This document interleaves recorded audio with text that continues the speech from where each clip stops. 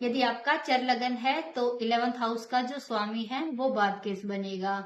स्थिर लगन है तो आपका 9th हाउस लॉर्ड। यदि आपका द्वितीय स्वभाव लगन है तो 7th हाउस का जो स्वामी है वो बाद केस बनेगा। एक बात का हमेशा ध्यान रखना दोस्तों कि जो बाधक भाव होते हैं उनसे संबंधित कोई भी परेशानी नहीं आती। जन्म कुंडली में बाद के जिस भाव में बैठा होता है उस भाव से संबंधित वो परेशानी देता है। यदि वह जन्म कुंडली में अकेला बैठा हुआ है तो इतनी ज्यादा परेशानी नहीं देगा।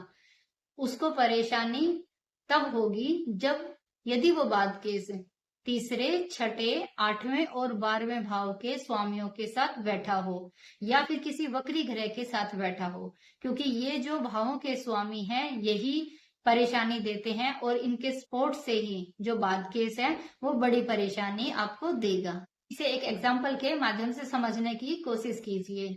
मान लीजिए कि आपका जो बाद केस है वो 10th हाउस में बैठा हुआ है।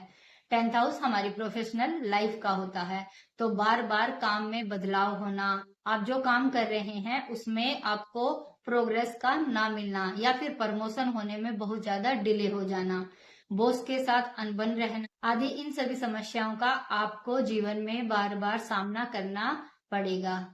तो आप भी देखिए कि आपकी जन्म कुंडली में बाद केस कौन सा ग्रह बनता है और वो किस भाव में बैठा हुआ है। क्या सच में आपको उसी भाव से संबंधित परेशानियों का सामना करना पड़ रहा है? जय श्री राम।